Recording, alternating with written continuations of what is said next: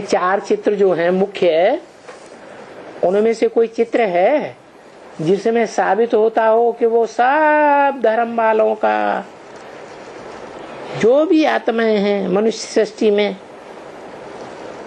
सबका पिता है?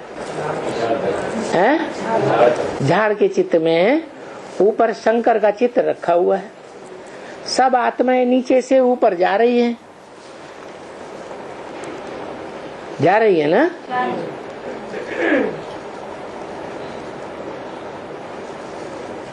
किसकी शक्ति से नीचे से ऊपर खींच रही है?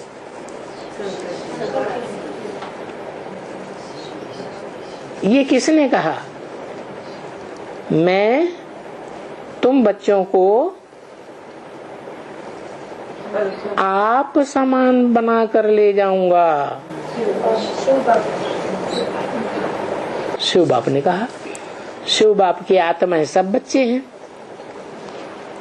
अब चित्र तो शंकर का रखा हुआ है,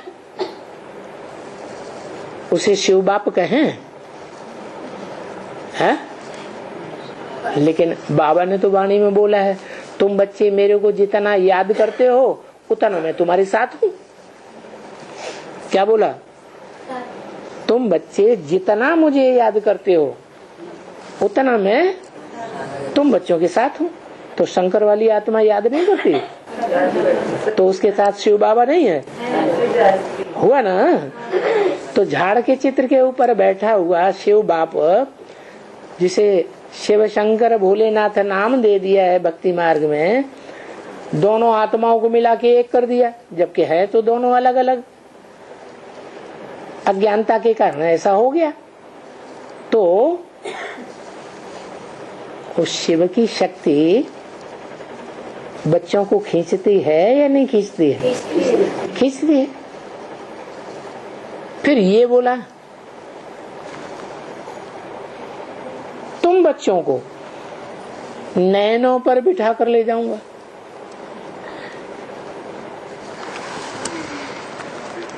ये दूसरा महावाक्य भी बोला है। क्या? मैं बच्चों को आप समान बना के ले जाऊंगा। ये किसने बोला? शिव ने बोला। और तुम बच्चों को नैनों पर बिठा कर ले जाऊंगा, ये किसने बोला? है? शिव शंकर दोनों ने बोला। नैनों पर बिठा के क्या 500 करोड़ को ले जाएगा? नैनों पर बिठा के ले जाने वाली बात प्यार की बात है या प्यार में अंतर होता है? हैं? कोई बच्चा बहुत ज्यादा अच्छा होता है, बाप की बहुत दुकान संभालता है, दूसरे बच्चे निठल्ले होकर घर में पड़े रहते हैं, उल्टे पलटे काम करते रहते हैं, तो बाप का प्यार किस बच्चे के ऊपर जाएगा? जो ज्यादा काम संभालेगा। तो ऐसे ही तुम बच्चों को, उन बच्चों को नहीं, किनको? तुम बच्चे किसे कहा जाता है? तो सन्मुख बैठते हैं उनको तुम कहा जाता है। तो जरूर कोई बच्चे ऐसे हुए होंगे जिन्होंने सन्मुख बैठ करके बाबा की मुरली सुनने का आनंद लिया होगा, बाबा से वार्तालाप किया होगा। तो तुम बच्चों को नैनों पर बिठा के ले जाऊंगा, उनको नैनों पर बिठा के नहीं ले जाऊंगा। ये पार्शलिटी क्यों? क्योंकि तुम बच्चों ने बाबा की बातों को माना है, जाना है और उन बातों पर प्रैक्टिकल में चल के भी नंबरवार दिखाते हो। इसलिए तुम बच्चों को नैनों पर बिठा कर ले जाऊंगा। और तुम बच्चे ही हो जो जैसा बाप बनता है वैसे तुम बच्चे भी बनते हो। कैसे बनते हो? कैसी निराकारी, निर्विकारी, निरहंकारी स्टेज वाले बनते हो? जो तुम्हारे बाद की पीढ़ी में जो आएंगे राधा कृष्ण जैसे बच्चे, वो इस स्टेज के नहीं होंगे जिस स्टेज की प्योरिटी को तुम पाते हो। क्या अंतर होता है? हाँ, राधा कृष्ण जैसे जो बच्चे होंगे वो दृष्टि के लेन देन से दृष्टि का सुख लेकर के, देह के अंग का सुख लेकर के सृष्टि की पैदाइश करेंगे। और तुम देह के कोई भी अंग का कोई भी रस नहीं लेते हो। देह के संबंध, देह के पदार्थ सबसे परे चले जाते। एकदम मन बुद्धि का जो वाइब्रेशन है, उस वाइब्रेशन से तुम सुख लेते हो। क्या नर से नारायण बनने वाली आत्मा भले इंडिया में बैठी रहे, और नारी से लक्ष्मी बनने वाली आत्मा भले विलायत में बैठी रहे, तो भी आपस में एक दूसरे के प्यार का अनुभव करेंगे या नहीं करेंगे? किस आधार पर? वाइब्रेशन के आधार पर करेंगे।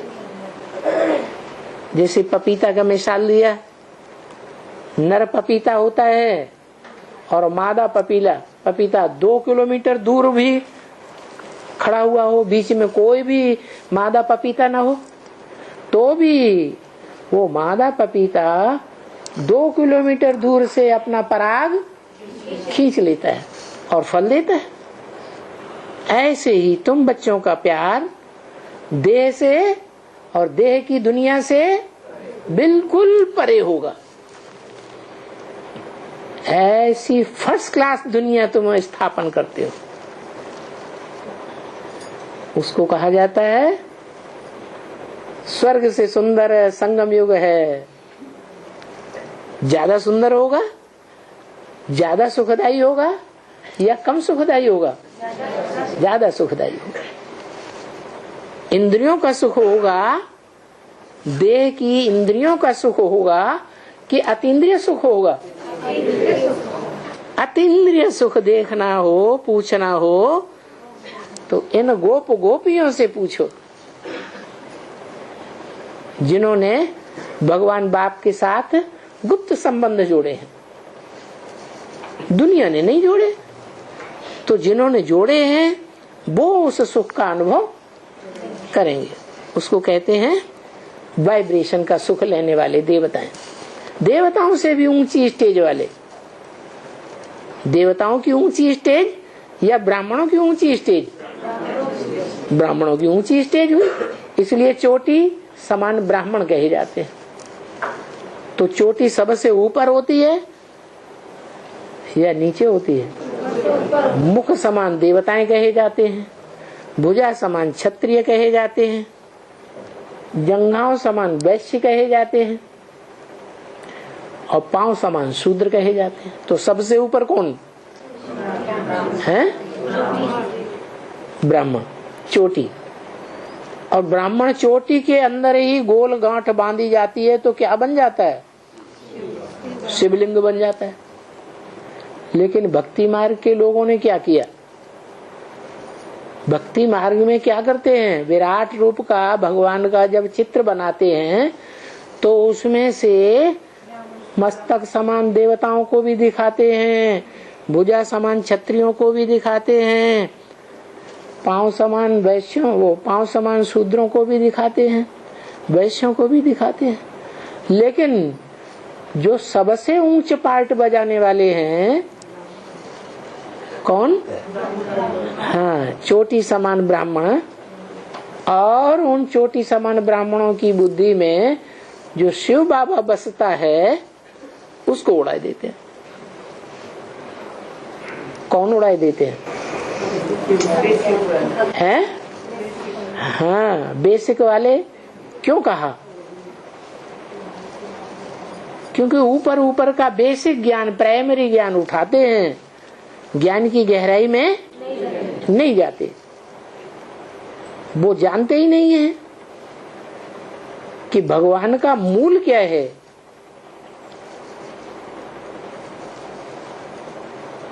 उस विराट रूप के चित्र में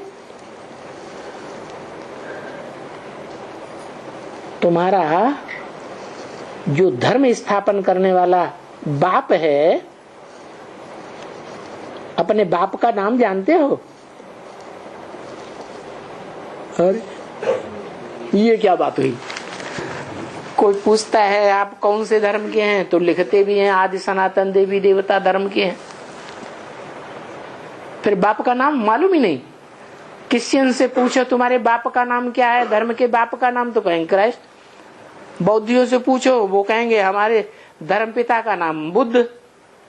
सिखों से पूछो वो भी बताएंगे, मुसलमानों से पूछो वो भी बताएंगे मोहम्मद।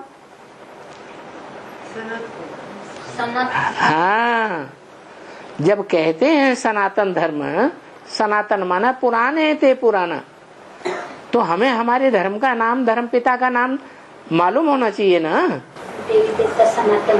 हाँ, सनातन माने सबसे पुराना। कितना पुराना? कहते हैं कि ब्रह्मा ने जो मानसी सृष्टि रची, उस मानसी सृष्टि में जो सबसे बड़ा पुत्र था उसका नाम सनत कुमार हुआ।